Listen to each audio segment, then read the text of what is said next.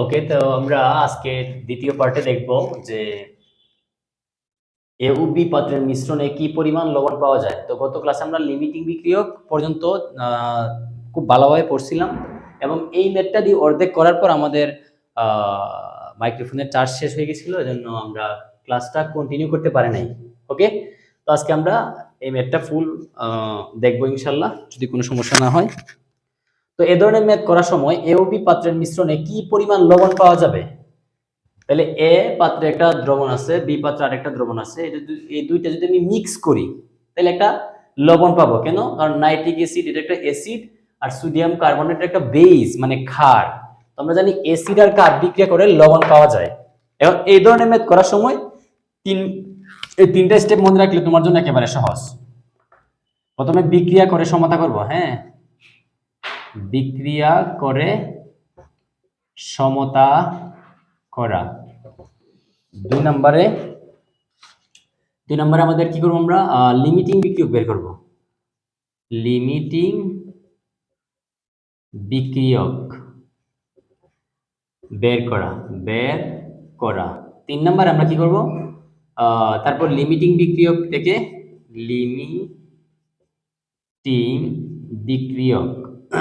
থেকে লবণ বের করা। লবণের পরিমাণ আর কি, লবণের পরিমাণ বের করা। শেষ। তুমি যদি এই তিনটা স্টেপ করো তোমার এই ধরনের ম্যাথ, ঠিক আছে, কোনো ব্যাপারই না, ও একেবারে ইজি পিজি বিজি। ওকে, তো আমরা প্রথমে কি করবো? বিক্রিয়া করে সমতা করা, তারপর লিমিটিং বিক্রিয়ক বের করা। এখন বলতে পারো ভাই এখানে তো লিমিটিং বিক্রিয়ক বের করতে বলে নাই, কিন্তু যখন এই ধরনের ম্যাথ বলবে তোমার কি পরিমাণ লবণ পাওয়া যাবে, তখন তোমার লিমিটিং বিক্রিয়কের উপরই নির্ভর করে যে তুমি আসলে কি পরিমাণ লবণ পাবা। কেন ভাইয়া? কারণ তোমার লিমিটিং বিক্রিয়ক মানে কি? বিক্রিয়ায় যে জিনিসটা আগে শেষ হয়ে যায়। তো এখানে তো দুইটা বিক্রিয়া করাবো আমি, এটা হলো সোডিয়াম কার্বনেট, এটা হলো নাইট্রিক অ্যাসিড। তো এটা 5 গ্রামের সাথে মনে করো এটা 5 গ্রামই বিক্রিয়া করে, কিন্তু তুমি এটা নিলা কি? নিলা 3 গ্রাম। তাহলে এটা 5 গ্রাম নিলা, এটা 3 গ্রাম নিলা, তো এটা 3 গ্রামের সাথে এটা 3 গ্রাম বিক্রিয়া করলে তো শেষ হয়ে যাবে। তো এটা আগে শেষ হয়ে যাবে না? আর এটার মধ্যে আছে কত গ্রাম বললাম? 5 গ্রাম। তো এটার মধ্যে আরো 2 গ্রাম অবশিষ্ট থাকবে। তো লবণের পরিমাণটা নির্ভর করবে যে লিমিটিং বিক্রিয়ক যে আগে শেষ হয়ে যাবে, যার পরিমাণটা কম দেয়া থাকবে প্রয়োজনের তুলনায়, তার উপর। যাই হোক, যারা এত কিছু মনে রাখতে পারো না, এই ধরনের ম্যাথের ক্ষেত্রে প্রথমে মনে রাখবা বিক্রিয়া করে সমতা করব, ফার্স্ট স্টেপ। তারপর লিমিটিং বিক্রিয়ক বের করব। কেমনে বের করে? অবশ্যই এর আগের ক্লাসে আমরা দেখছি, আবার এখনো দেখাবো, সমস্যা নাই। তারপর হলো লিমিটিং বিক্রিয়ক থেকে লবণের পরিমাণ বের করা, মানে লিমিটিং বিক্রিয়কের সাথে উৎপাদের সম্পর্ক ঘটায় আমরা লবণের পরিমাণ বের করব। ওকে, তাহলে এখন আমরা আগাই। প্রথমে আমরা কি বের করব? বিক্রিয়া করে সমতা। তো উত্তর বা সলিউশন, তো সোডিয়াম কার্বনেট যদি আমরা নাইট্রিক অ্যাসিডের সাথে বিক্রিয়া দেই, মিশ্রিত করা মানে কি? একসাথে করা। এখান থেকে আমরা পাবো কি? Sodium nitrate plus carbon dioxide plus পানি।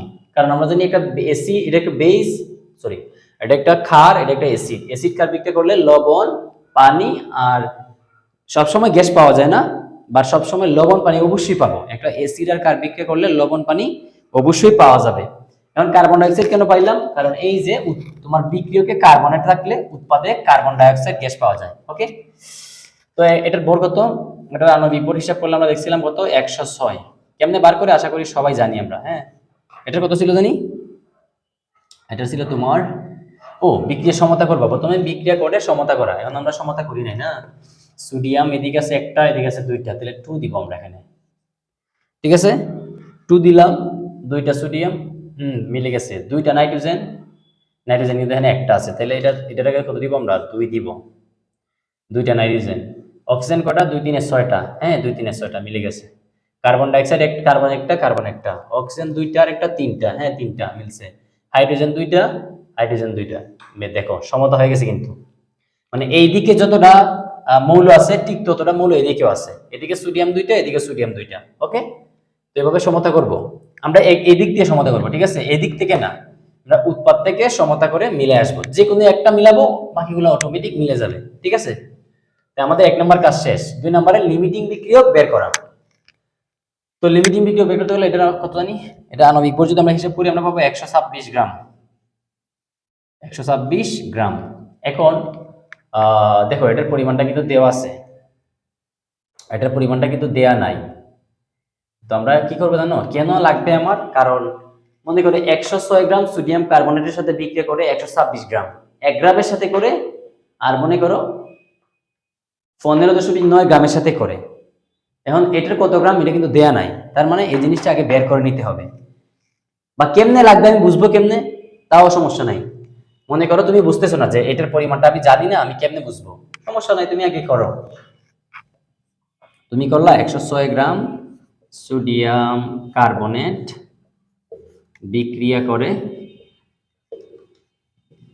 কত গ্রামের সাথে, 126 গ্রাম নাইট্রিক অ্যাসিডের সাথে, নাইট্রিক অ্যাসিডের সাথে। হ্যাঁ, তারপর হলো তোমার 1 গ্রাম বিক্রিয়া করে 106, আর এদিক কত 126 গ্রাম। সবাই জানো আশা করি, প্রথমটা আমরা নিচে দিব আর দ্বিতীয়টা উপরে থাকে, আর 1 দিলে যা, না দিলে তা দিলাম না। এখন এটা কত গ্রাম দেওয়া আছে সোডিয়াম কার্বনেটের, এই যে গ্রামের নিচে অবশ্যই আমরা গ্রাম বসাইতে পারবো। তো প্রদত্ত পরিমাণটা কত দেওয়া আছে, পাত্রে সোডিয়াম কার্বনেটের পরিমাণ 15.9 গ্রাম বিক্রিয়া করে 106, আর এদিকে 126, এটা এদিকে কি গুণ হয়ে যাবে 15.9। আমরা জানি প্রথমটা সবসময় নিচে থাকে আর বাকি সবগুলো উপরে থাকবে। ঠিক আছে, এখন ক্যালকুলেশন করো। ক্যালকুলেশন করলে কত আসে, এখান থেকে কত পাওয়া যায় বললে তো আমারে,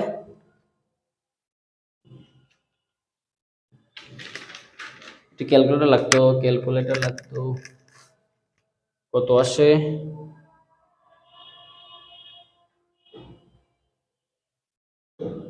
কত আসে ক্যালকুলেটর কো কা স্যার, ক্যালকুলেটর লাগতো।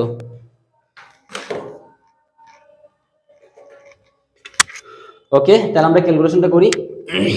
126 গুণ 15.9 ভাগ 106, 18.9, 18.9 গ্রাম নাইট্রিক অ্যাসিডের সাথে, নাইট্রিক অ্যাসিডের সাথে। এখন দেখো তোমার 15.9 গ্রাম সোডিয়াম কার্বনেটের সাথে বিক্রিয়া করার জন্য লাগবে 18.9 গ্রাম নাইট্রিক অ্যাসিড। তোমার পাত্রে কি দেওয়া আছে, তো তুমি বুঝবা কেমনে যেটা কম দেওয়া আছে নাকি বেশি দেওয়া আছে। তার মানে কি, এই লিমিটিং বিক্রিয়ক বের করার সময় মানে বের করার আগে অবশ্যই পাত্রে তোমার সোডিয়াম কার্বনেট এবং নাইট্রিক অ্যাসিডের ভর জানা থাকতে হবে। তো একটার ভর জানা আছে আর একটার ভর জানা নাই, কেমনে বার করব, ওই যে আমরা একটা সূত্র জানি না, ঘনমাত্রা S সমান 1000 W বাই SMB। ঠিক আছে, 1000 W বাই MB, MD অবশ্যই, বিটা অবশ্যই মিলিলিটারে। তো এখান থেকে W মানটা কেমনে বার করব, W বসাইলাম, উপরে থাকবে SMB অবশ্যই ml এ, এবং 1000 দ্বারা ভাগ দিয়ে দিব। তো আমরা বসাই, ঘনমাত্রা কত দেওয়া আছে এখানে 0.5, তারপর m এর মান কত দেওয়া আছে, m মানে কি আণবিক ভর, নাইট্রিক অ্যাসিডের আণবিক ভর কত 63। আবার কেউ এখানে 126 বসাই দিও না, কারণ এর আগে 2 আছে, এর জন্য কিন্তু ডাবল হয়ে গেছে, আর এখানে অর্ধেক হবে। আর বি আয়তন কত 150, এবং এটা কিন্তু অবশ্যই মিলিলিটারে দেওয়া আছে, এই যে মিলিলিটারে লাগবে, মিলিলিটারে দেওয়া আছে, 1000 তে ভাগ দিবা, ভাগ দিয়ে দেখো কত পাওয়া যায়, কত হয় 0.5 গুণ 63 গুণ 150 ভাগ 1000, 4.725 গ্রাম। এখন দেখো তোমার এই যে 15.9 গ্রাম নাইট্রিক অ্যাসিডের সাথে বিক্রিয়া করার জন্য আমার নাইট্রিক অ্যাসিড লাগবে কত গ্রাম, লাগবে আমার 18.9 গ্রাম, কিন্তু বিক্রিয়া দেওয়া আছে কত গ্রাম, পাত্রে 4.725 গ্রাম দেয়া আছে। তাহলে কি আগে শেষ হবে, অবশ্যই নাইট্রিক অ্যাসিডটা শেষ হয়ে যাবে। কেন ভাই, এর সাথে বিক্রিয়া করার জন্য এর লাগে 18.9 গ্রাম, কিন্তু পাত্রে দেওয়া আছে 4.725 গ্রাম। ঘাটতি কত? আমি যদি 18 থেকে 14 4 বাদ দিই, প্রায় 14 গ্রামের মতো ঘাটতি আছে। প্রায় 14 গ্রামের মতো ঘাটতি আছে। তার মানে কি শেষ হয়ে যাবে কে? Nitric acid. তাহলে এই বিক্রিয়ায় লিমিটিং বিক্রিয়ক কে? Nitric acid. তাহলে আমরা কি বার করলাম? এই দুইটা আমাদের শেষ। এখন লিমিটিং বিক্রিয়ক থেকে লবণের পরিমাণ বের করা। এখন এই যে লিমিটিং বিক্রিয়ক এ বেটা, এর সাথে এর সম্পর্ক করে আমরা লবণ বার করবো। এটা কিন্তু একটা লবণ। এটা একটা কি? এটা একটা লবণ। এই যে এটাই লবণ, সোডিয়াম নাইট্রেট। এটার ভর কত? ক্যালকুলেশন করলে এটার ভর পাবা 170 গ্রাম। ঠিক আছে, এখন আমরা তাহলে লিমিটিং বিক্রিয়া জানা গেলাম। এখন আমরা জাস্ট খালি কি বের করব? লবণের পরিমাণটা বের করে নিব। ওকে, আশা করি এতটুকু তোমরা সবাই বুঝতে পারছো কেমনে লিমিটিং বিক্রিয়া বার করলাম। ঠিক আছে, আর একটা জিনিস মনে রাখো, লিমিটিং বিক্রিয়ক বার করার সময় উৎপাদের কোনো কাজে লাগে না। শুধুমাত্র লবণ যদি বলে তখন আমরা উৎপাদকে কাজে লাগাবো। তো আমাদের এটার কিন্তু কাজে লাগবে না, আমরা এটা নিয়ে কাজ করব। যে লিমিটিং বিক্রিয়ক তারা নিয়ে কাজ করব। তো আমরা বলবো যে লাস্টে একটু লিখে দিব যে এই বিক্রিয়ায় 15.9 গ্রামের সাথে বিক্রিয়া করার জন্য 18.9 গ্রাম নাইট্রিক অ্যাসিড প্রয়োজন, কিন্তু বিক্রিয়ার পাত্রে দেওয়া আছে 4.725 গ্রাম। তার মানে সোডিয়াম কার্বনেট এত গ্রামের সাথে বিক্রিয়া করার পর পাত্রে অবশিষ্ট থাকবে কত গ্রাম? 15.9 থেকে তুমি যদি 4 গ্রাম বাদ দিয়ে দাও, তাহলে আমরা যদি বলি যে পাত্রে অবশিষ্ট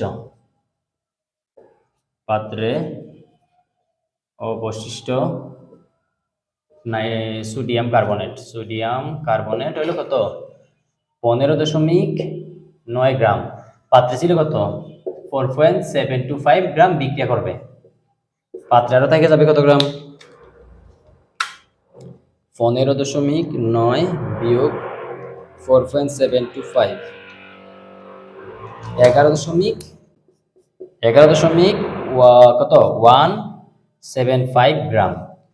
তাহলে এই বিক্রিয়া লিমিটিং বিক্রিয়ক, এটা লিমিটিং বিক্রিয়ক হলো নাইট্রিক অ্যাসিড।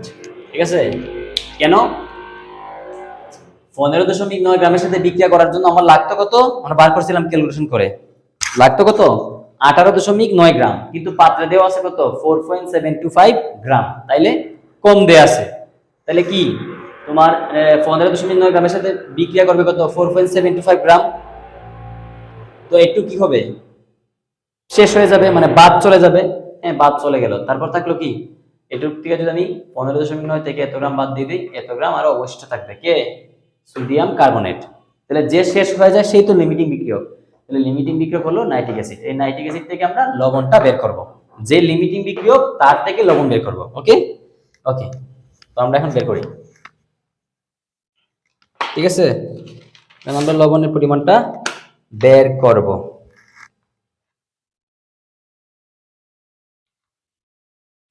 তাহলে 126 গ্রাম থেকে 126 গ্রাম নাইট্রিক অ্যাসিড থেকে লবণ পাওয়া যায়। নাইট্রিক অ্যাসিড থেকে লবণ পাওয়া যায় কত গ্রাম? 170 গ্রাম সোডিয়াম নাইট্রেট। ঠিক আছে, তাহলে 1 গ্রাম থেকে পাওয়া যায় 126 হলো নিচে আর 170 হলো উপরে। এখন কত গ্রাম? 126 গ্রাম। আর তোমার পাত্রে নাইট্রিক অ্যাসিড দেওয়া আছে কত গ্রাম? কত গ্রাম পাইছিলা? 4.725 গ্রাম। 4.725 গ্রাম। কারণ তোমার এই 725 গ্রাম যতক্ষণ পর্যন্ত বিক্রিয়া করবে তুমি ততক্ষণ পর্যন্ত কিন্তু লবণ পাবা, এরপরে তুমি লবণ আর পাবা না। ঠিক আছে, এজন্য আমরা কিন্তু এখানে যে নাইট্রিক অ্যাসিডের 4.725 গ্রামটা ইউজ করব।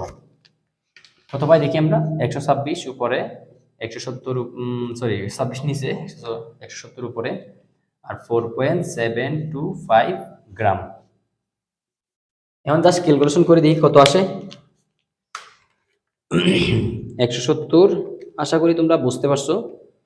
4.725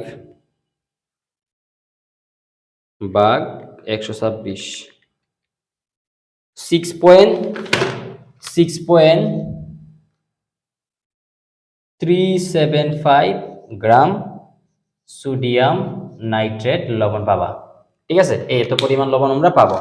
তো দেখো আমাদের এই যে তিনটা স্টেপ কিন্তু শেষ, তিনটা স্টেপ শেষ, আমাদের ম্যাথও শেষ। তো প্রথম স্টেপ কি, বিক্রিয়া করে সমতা করব। তারপর লিমিটিং বিক্রিয়ক, যেহেতু আমার জায়গা বোর্ড ছোট, আমরা লিমিটিং বিক্রিয়ক বার করে দেখাইলাম। যে লিমিটিং বিক্রিয়ক তার থেকে লবণটা বের করব। ঠিক আছে, তার জন্য 126 গ্রাম থেকে আমরা পাই 170 গ্রাম সোডিয়াম নাইট্রেট, 1 গ্রাম থেকে পাই। আর এই যে এই পাত্রে যে ডব্লুর পরিমাণটা দেয়া নাই, কিন্তু আমরা সূত্র দিয়ে বের করতে পারি, অবশ্যই বের করতে হবে। বের করে দেখলাম 4.725 গ্রাম, এজন্য 4.725 গ্রাম ইউজ করে আমরা দেখলাম যে এত গ্রাম লবণ পাওয়া যায়। কেউ যদি এখানে এইটার থেকে বার করে তাহলে ভুল। কেন ভুল? কারণ যে পাত্রে অবশিষ্ট থাকে, যে লিমিটিং বিক্রিয়ক না, তার উপরে লবণের পরিমাণ নির্ভর করে না।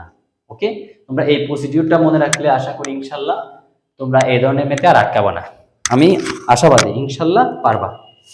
ওকে কাসার, পিডিএফটা চলে গেছে, একটু দেখো।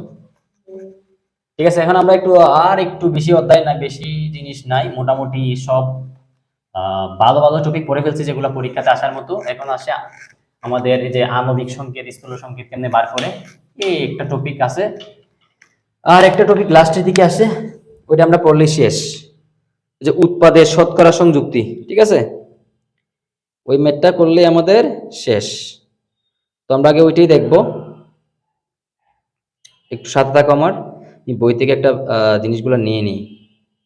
লিমিটিং বিক্রিয়ক পড়ে ফেলছি আমরা, লাস্টে কি বের করবো আমরা, এই যে উৎপাদের শতকরা পরিমাণ নির্ণয়, উৎপাদের শতকরা পরিমাণ নির্ণয়, এই টপিকটা উৎপাদের শতকরা পরিমাণ নির্ণয়। ঠিক আছে, আমাদের এই টপিকটা রয়ে গেছিল। আর কিভাবে একটা মনে করো যে শতকরা সংযুক্তি দেওয়া থাকলে সেখান থেকে আমরা কিভাবে আণবিক সংকেত এবং কিভাবে আমরা গাঠনিক সংকেত বার করি, এই টপিকটাই বাকি রয়েছিল। তাহলে আমাদের এই অধ্যায়টা টোটালি কমপ্লিট হয়ে যাবে। ঠিক আছে, তো আমরা এখান থেকে একটা কি নিব,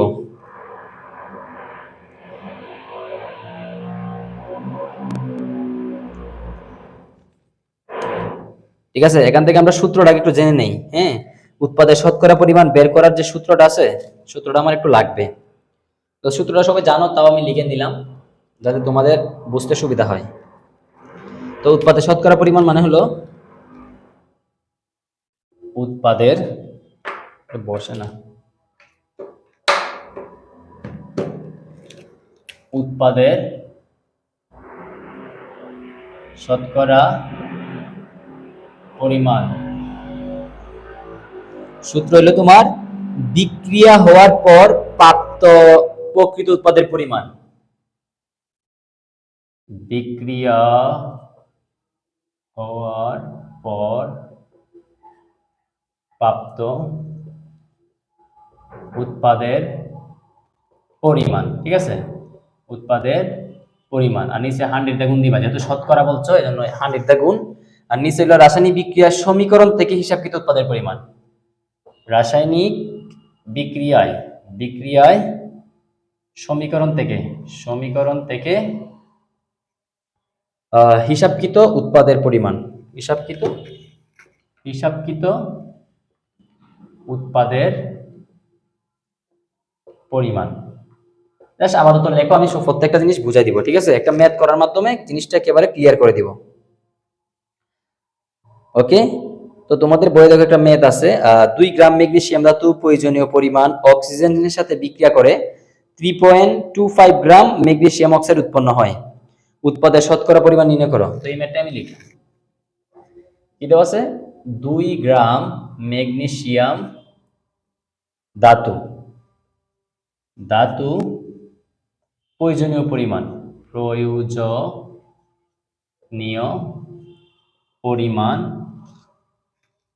অক্সিজেনের সাথে বিক্রিয়া করে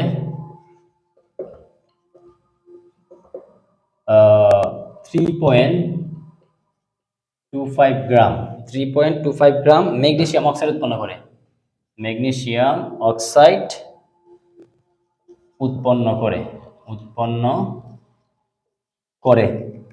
উৎপাদের শতকরা পরিমাণ নির্ণয় করো। হ্যাঁ, উৎপাদের শতকরা পরিমাণ নির্ণয় করো। ঠিক আছে, এই প্রশ্নটা, ঠিক আছে? তো আমরা এখান থেকে উৎপাদের শতকরা পরিমাণটা বের করব। প্রথমে বিক্রিয়া করাবো, প্রথমে কি করব, বিক্রিয়া করব। তো ম্যাগনেসিয়ামের সাথে আমরা অক্সিজেনের বিক্রিয়া দিব। দেখছো বলছে প্রয়োজনীয় পরিমাণ, তার মানে তুমি তোমার যতটুকু লাগে ততমন অক্সিজেন নিবা। তো আমি যদি বিক্রিয়া করাই, তো বিক্রিয়াতে কি পাবো আমরা, ম্যাগনেসিয়ামের সাথে অক্সিজেনের বিক্রিয়া করলে ম্যাগনেসিয়াম অক্সাইড। এখন বিক্রিয়া সমতা করতে হবে, এখানে অক্সিজেন আছে দুইটা, এখানে আছে একটা। তো সমতা সবসময় সামনে সংখ্যা দিয়ে করতে হয়, ঠিক আছে? এখানে না, কিন্তু তুমি এখানে 2 দিও না, ঠিক আছে? দিলে ভুল, সবসময় সামনে দিয়ে করতে হবে। তো এখানে অক্সিজেনকে সমতা করতে গিয়ে ম্যাগনেসিয়াম দুইটা হয়ে গেছে, এজন্য ম্যাগনেসিয়ামের আগে কত দিব, 2 দিব। তো 2 দেওয়ার কারণে কি হয়ে গেছে, সমতা হয়ে গেছে। দেখো ম্যাগনেসিয়াম এদিকে আছে দুইটা, এদিকে আছে দুইটা, অক্সিজেন আছে দুইটা, অক্সিজেন আছে দুইটা। ওকে, তাহলে এটা আমরা গ্রামে নিলাম। ম্যাগনেসিয়ামের ভর কত, 24, আর 2 মোল আছে, যেন 2 দিয়ে গুণ দিব। তাহলে 24 দুগুণে কত হয়, 48 গ্রাম। ওকে, এটা কত, অক্সিজেন আছে 1 মোল, 1, আর অক্সিজেনের ভর কত, 32 গ্রাম। তাহলে এটা আলটিমেটলি কত হলো, এটা 32 গ্রামই থাকলো। ওকে, আর উৎপাদ কত হয়, ম্যাগনেসিয়াম অক্সাইড। তাহলে ম্যাগনেসিয়াম হলো 24 আর অক্সিজেন হলো 16 ইন্টু 2, কত হয়, ক্যালকুলেশন করলে 24 আর 16 হলে 40, 40 দুগুণে 80, তার মানে 80 গ্রাম। জাস্ট আমরা এগুলো কি করলাম, ম্যাগনেসিয়ামের আণবিক ভর লিখলাম, অক্সিজেনের আণবিক ভর লিখলাম, ম্যাগনেসিয়াম অক্সাইডের আণবিক ভরটা লিখলাম, ঠিক আছে? বুঝছো? তো এখানে দেখো একটা ম্যাগনেসিয়াম না, এখানে কিন্তু ম্যাগনেসিয়াম আছে দুইটা। তাহলে ম্যাগনেসিয়াম এর যে তোমার আণবিক ভর, এটাকে অবশ্যই 2 দ্বারা গুণ করতে হবে। ওকে, এখন জাস্ট আমরা ক্যালকুলেশন করব আমাদের প্রয়োজন অনুযায়ী, ঠিক আছে? তো এখন আমরা দেখি কি করা যায়। এখন আমরা প্রয়োজনীয় উৎপাদের পরিমাণ বের করতে হবে। তো উৎপাদ বের করতে হলে কি কি লাগবে আমার, বিক্রিয়া হওয়ার পর প্রাপ্ত উৎপাদের পরিমাণ। এই যে বিক্রিয়া হওয়ার পর যে উৎপাদ, যেটা উৎপাদ, আর এটা হলো আমাদের, এই দুটো হলো বিক্রিয়ক, ঠিক আছে? তাহলে বিক্রিয়া হওয়ার পর প্রাপ্ত উৎপাদের পরিমাণটা নিব আমরা উপরে, আর নিচে নিব রাসায়নিক বিক্রিয়ার সমীকরণ থেকে হিসাবকৃত উৎপাদের পরিমাণ। ওকে, তাহলে এই জিনিসগুলো আমরা লিখি একটু। ওকে, তাহলে সমীকরণ থেকে আমরা কি লিখতে পারি, 48 গ্রাম থেকে কত পাই আমরা, দেখো 48 গ্রাম ম্যাগনেসিয়াম থেকে 80 গ্রাম পাই। কেন আমি অক্সিজেন থেকে লিখলাম না, কারণ ভাইয়া দেখো ভালো করে, এখানে কার পরিমাণটা দেওয়া আছে, ম্যাগনেসিয়াম ধাতুর পরিমাণটা দেওয়া আছে, অক্সিজেন কত গ্রাম নিশ্চয় এটা বলা নাই। এজন্য কিন্তু আমরা ম্যাগনেসিয়ামের সাথে এর সম্পর্ক লিখবো। এর সাথে কেন লিখবো না, এর সাথে লিখবো না কারণ কি, অক্সিজেনের কি নাই, কত গ্রাম অক্সিজেন মানে বিক্রিয়া করছে তোমার প্রশ্নের মধ্যে দেয়া নাই। তো এটা একটু মনে রাখো, যার পরিমাণটা দেয়া থাকবে তার সাথে উৎপাদের সম্পর্ক লিখতে হবে, বুঝছো? নাহলে কোন জায়গায় গিয়ে আটকাবা, একটু পরে দেখাই দিচ্ছি। দেখো আমরা লিখবো যে 48 গ্রাম ম্যাগনেসিয়াম থেকে উৎপন্ন হয়, থেকে উৎপন্ন হয়, উৎপন্ন হয় কত গ্রাম, 80 গ্রাম। তো 1 গ্রাম থেকে হয় কত, 48 উপরে আর নিচে উপরে হলো 80 গ্রাম। তারপর আমরা কত গ্রাম দেওয়া আছে দেখো, 48 গ্রাম 1 গ্রাম, তো গ্রামে নিচে তো গ্রাম বসানো যায়, কত গ্রাম, এই যে 2 গ্রাম। এখন তুমি যদি ভাইয়া এখানে অক্সিজেনের সাথে লিখতা যে 32 গ্রাম থেকে তো 80 গ্রাম পাওয়া যায়, হ্যাঁ পাওয়া যায়, এটা নিলাম না কেন ভাই, তুমি যদি এখানে লিখতা 32 গ্রাম থেকে পাওয়া যায় 80 গ্রাম, 1 গ্রাম থেকে পাওয়া যায়, এরপরে এখানে কি লিখতা, এই 2 লিখছি ম্যাগনেসিয়ামের, দেখো প্রদত্ত ভর দেয়া আছে, কিন্তু অক্সিজেনের এর সামনে কিন্তু প্রদত্ত ভর দেয়া নাই, এজন্য আমি নিই নাই। এইটুকু কিন্তু মাথায় রাখো, হ্যাঁ? যার ভর দেওয়া থাকবে তার সাথে ওই উৎপাদের সম্পর্ক লিখবো। আশা করি এতটুকু তোমরা বুঝতে পারছো। এখন এখান থেকে আমরা ক্যালকুলেশন করে মানটা বের করি, কত আসে দেখি আমরা। তা 48 আর নিচে হলো 80 গুণ 2, ক্যালকুলেশন করো, করলে কত হয়, 2 গুণ 80 ভাগ 48 দিলে আমরা ক্যালকুলেশন করলে কত পাই দেখো তো,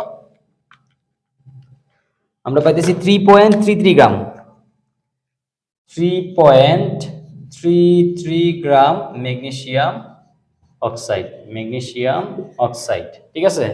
দেখা যাচ্ছে কি, দেখা যাচ্ছে, ঠিক আছে? 3.33 গ্রাম ম্যাগনেসিয়াম অক্সাইড পাওয়া যায়,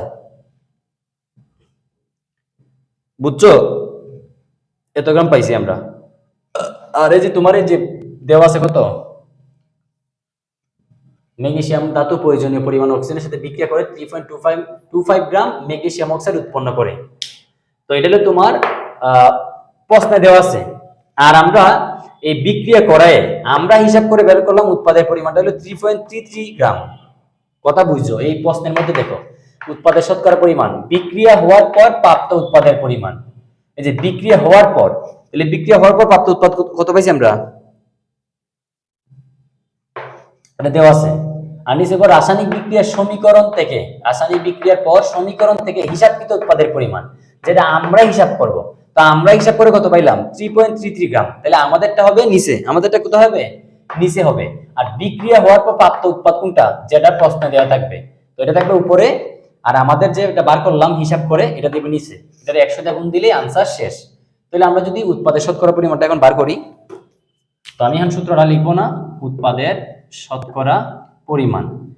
তো দেখো রাসায়নিক বিক্রিয়া হতে মানে বিক্রিয়ার সমীকরণ হতে হিসাবকৃত উৎপাদের পরিমাণ। তো আমরা হিসাব করে দেখলাম যে 2 গ্রাম থেকে আমরা 3.33 গ্রাম ম্যাগনেসিয়াম অক্সাইড পাই। তা আমরা যেটা হিসাব করে বার করবো এটা থাকবে নিচে। আবার বলতেছি, আমরা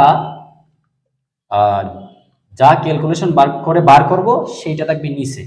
আর প্রশ্নের মধ্যে বিক্রিয়া করে তারা যে জিনিসটা দিছে সেটা থাকবে উপরে। আর সূত্রের যেহেতু শতকরা, এজন্য 100 দ্বারা গুণ। এখন জাস্ট ভাগ করলে आंसर বেড়ে যাবে। ভাগ করলে কত আসে দেখো তো, 3.25 ভাগ 3.33 ইনটু 100, 97.59, 97.59%। ঠিক আছে, অনেকে 6ও দিতে পারো, যেহেতু এরপরে সংখ্যা 5 এর চেয়ে বড় আছে, তো ইচ্ছা করলে 97.6% আমরা বলতে পারি। তো আশা করি তোমরা বুঝতে পারছো। আমি আবার বলি, উৎপাদের শতকরা পরিমাণ নির্ণয়ের সূত্রটা হলো বিক্রিয়া হওয়ার পর প্রাপ্ত উৎপাদের পরিমাণ, আর নিচে হবে রাসায়নিক বিক্রিয়ার সমীকরণ হতে হিসাবকৃত উৎপাদের পরিমাণ ইনটু 100। হিসাব মানে যেটা আমরা করব। ঠিক আছে, তা আমরা দেখবো যে ম্যাগনেসিয়াম অক্সাইড 48 গ্রাম থেকে পাওয়া যায়, তো 1 গ্রাম থেকে পাওয়া যায়। আর এই যে 2 গ্রাম, এই যে 2 গ্রাম থেকে কত গ্রাম পাওয়া যায়, 3.33 গ্রাম পাওয়া যায়, তাই না? তো উৎপাদের শতকরা পরিমাণ আমরা যেটা হিসাব করে বার করলাম, এই যে হিসাব করে বার করলাম, এটা থাকবে নিচে। আর উপরে প্রশ্নের মধ্যে যেটা পাওয়া গেছে, ওরা বলছে যে এরা এত গ্রাম পাইছে। তো এরা যত গ্রাম পাইছে, এটা কি সঠিক হইতে পারে? না, সবসময় সঠিক হইতে নাও পারে। তো ওদেরটা সবসময় উপরে থাকবে, পরে 100 দিয়ে গুণ দিয়ে ভাগ দিবা, শেষ। ওকে, তো আশা করি আমরা উৎপাদের শতকরা পরিমাণও বের করা শিখে গেলাম। তো এখন ছোট্ট বন্ধুরা, আমাদের একটা টপিক বাদ রয়েছে শুধুমাত্র, ওই যে যৌগের আণবিক সংকেত কিভাবে বার করে সেটা দেখবো। তো আশা করি তোমরা এই ধরনের ম্যাথ আসলে অবশ্যই পারবা আনসার করতে, তাই না? আর ক্লাস ভালো লাগলে অবশ্যই শেয়ার করবা বন্ধুদের সাথে, এবং কেমন হয়েছে অবশ্যই জানাবা। তোমাদের উৎসাহ, তোমরা যদি উৎসাহ না দেও তাহলে আমরা কেমনে ক্লাস নেব বলো? আমরা তো ব্যস্ত থাকি, তাই না? আমরা তো এত ফ্রি না। সো এটা একটু মনে রাখো ভাই।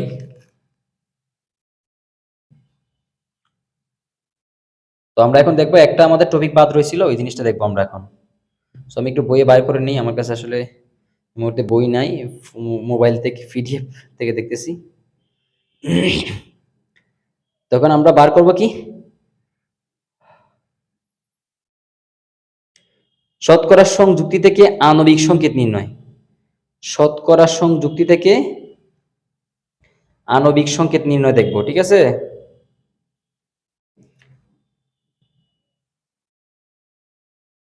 আণবিক সংকেত কই,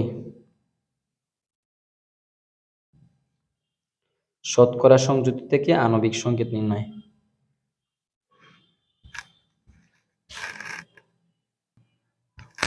তো আমি প্রশ্নটা একটু লিখে নিলাম তোমাদের সুবিধার জন্য। তো আমরা শতকরা সংযুক্তি থেকে স্থূল সংকেত বের করব, তারপর আণবিক সংকেত একটা বের করব, তাহলে আমাদের চ্যাপ্টার ক্লোজ। তো কোন যৌগের মৌলের শতকরা সংযুক্তি, হাইড্রোজেনে দেওয়া আছে 2.04%, সালফারের দেওয়া আছে 32.65%, এবং অক্সিজেনের দেওয়া আছে তোমার কত, 65.30%। স্থূল সংকেত বের করো। তো স্থূল সংকেত বের করার প্রথম নিয়মটা হলো, আমরা যদি উত্তর করি, স্টেপগুলো মনে রাখলে তোমাদের সুবিধা হবে। 1 নাম্বার কাজ হলো তোমাদের নিজ নিজ শতকরা সংযুতিকে, শতকরা সংযুতিকে নিজ নিজ পারমাণবিক সংখ্যা দিয়ে ভাগ করা, ঠিক আছে, ভাগ করা। 2 নাম্বারে কি করবা, তারপর হলো ভাগফলগুলোর মধ্যে, ভাগফল গুলোর মধ্যে সবচেয়ে ক্ষুদ্রতম সংখ্যা দিয়ে ভাগফলগুলোকে ভাগ করি। ভাগফলগুলোর মধ্যে সবচেয়ে ছোট ভাগফল দিয়ে সবাইকে ভাগ করব। ঠিক আছে। তো প্রথমে আমরা কি করব, শতকরা সংযুক্তিকে নিজ নিজ পারমাণবিক সংখ্যা দিয়ে ভাগ করা। এক নম্বরে ভাগ করব। আমি কিন্তু এই কথাটা কিন্তু প্রশ্নের মধ্যে লিখতে হবে যে শতকরা সংযুক্তিকে নিজ নিজ পারমাণবিক সংখ্যা দ্বারা ভাগ করে পাই। আমি এই কথাটা লিখলাম না, আমি ডিরেক্ট লিখলাম। আশা করি তোমরা লিখবা, তোমরা অনেক কিউট এবং চালাক। ঠিক আছে।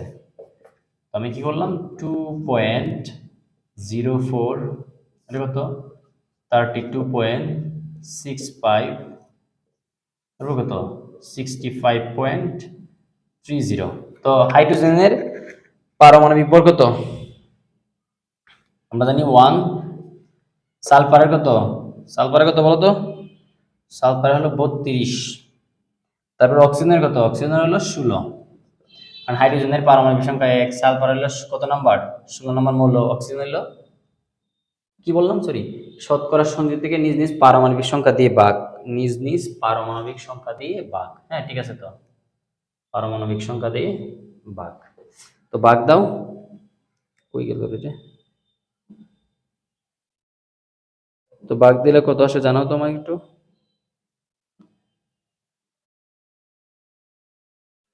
নিজ নিজ পারমাণবিক সংখ্যা দিয়ে ভাগ করলে কত পাই?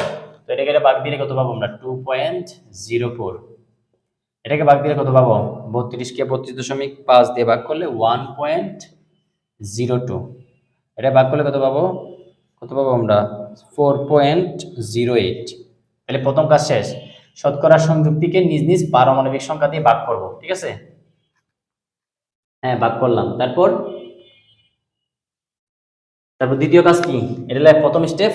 2 নাম্বার কাজ কি আমাদের? ভাগফলগুলোর মধ্যে সবচেয়ে ছোট ভাগফল দিয়ে সবাইকে ভাগ করব। এর মধ্যে সবচেয়ে ছোট ভাগফল কোনটা? এটা না? সবচেয়ে ছোট ভাগফল দিয়ে সবাইকে ভাগ করব। তো সবাইকে ভাগ করো। তো ভাগ করলে হাইড্রোজেনের ভাগফল কত পাইছে অলরেডি? 2.04। এটাকে ভাগ করব 1.02।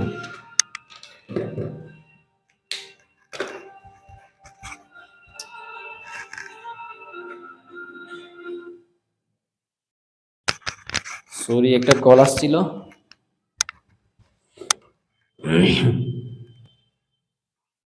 তো ভাগ দাও, ভাগ দিলে কত হয় দেখো।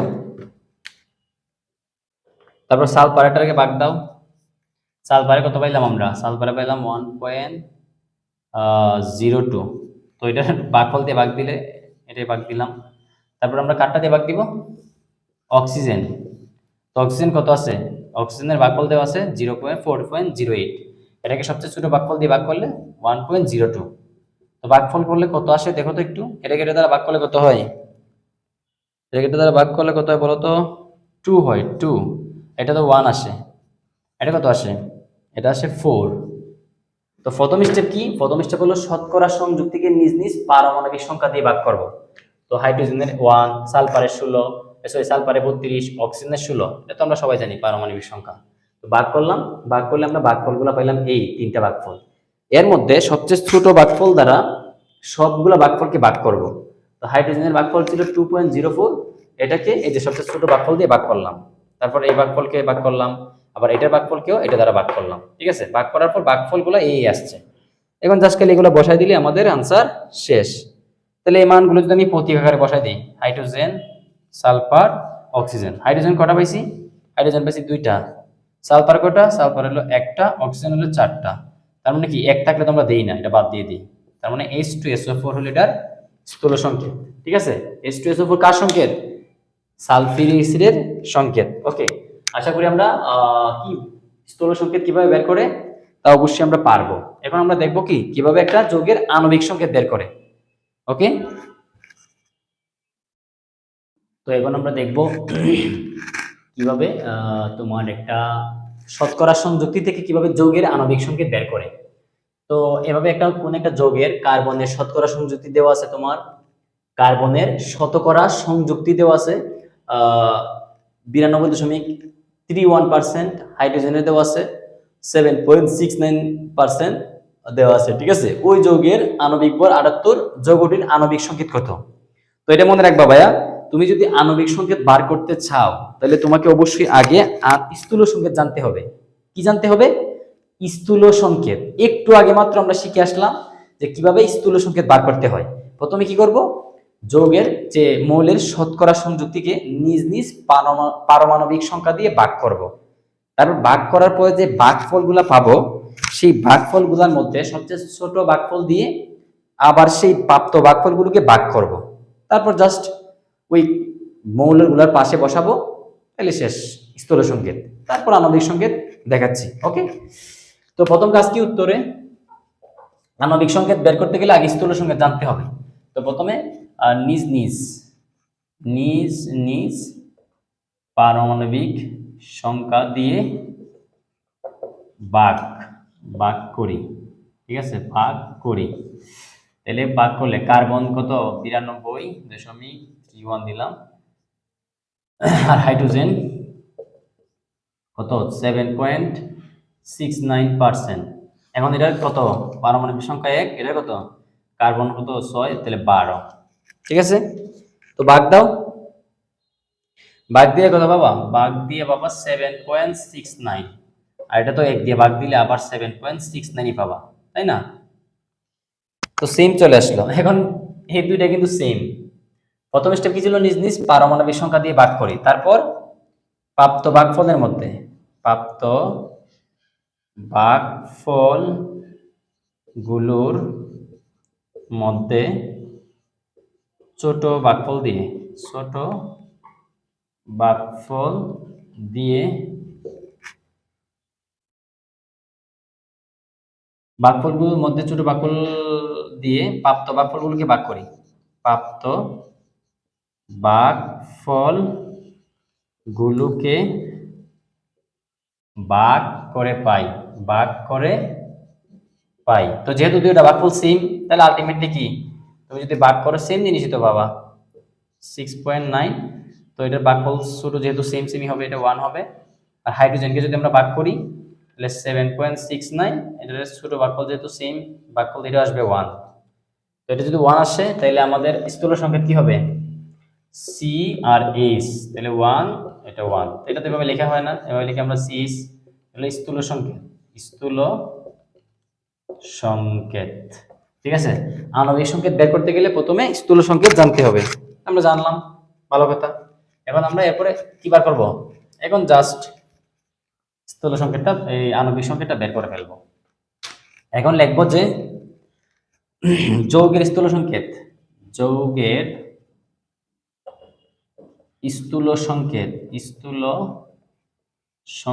CH হলে আণবিক সংকেত হলো তোমার কত? CHN, ঠিক আছে, CHN, এই কথা বলতে পারি আমরা, ওকে। এখন এটা মানে কি বোঝায়? আণবিক সংকেত এটা লিখতে পারি। এখন তোমার একটা জিনিস লক্ষ্য করো তো, তোমার প্রশ্নের মধ্যে কিন্তু আণবিক ভর দেওয়া আছে। তুমি কি বলতে পারো না এটা যৌগের আণবিক? আমি যদি এই যে কার্বন আর হাইড্রোজেনের আণবিক ভর বার করি, তো আমার এই আণবিক ভর আর এই যে দেয়া আণবিক ভর অবশ্যই সমান। আচ্ছা ভাইয়া, মনে করো একটা গড় বা যে কোনো একটা জিনিস, পুকুর, দুই দিকে থাকে দৈর্ঘ্য, দুই দিকে থাকে প্রস্থ। তো এই বোর্ডটারে তো এই দুই দিকে হলো আমাদের দৈর্ঘ্য, এই দুই দিক হলো প্রস্থ। তো ঠিক সেম ভাবে তাহলে দৈর্ঘ্য সমান, প্রস্থ প্রস্থের সমান। ঠিক তেমনি ভাবে এইটার আণবিক ভর হবে এইটার আণবিক ভরের সমান, ঠিক আছে। তো আমরা এটা আণবিক ভর লিখি। তো লিখবো, মনে করো শর্ত অনুযায়ী বা প্রশ্ন মতে লিখতে পারি। প্রশ্ন মতে কার্বনের আণবিক ভর কত? CN সমান 78। তো কার্বন আণবিক ভর কত? কার্বন হলো 12 আর হাইড্রোজেনের হলো 1, N ইন্টু 78, ঠিক আছে। তো আমাদের 12 রেখে 13N সমান 78, বা N এর মান কত? 78/13। কতবার হয় দেখো তো?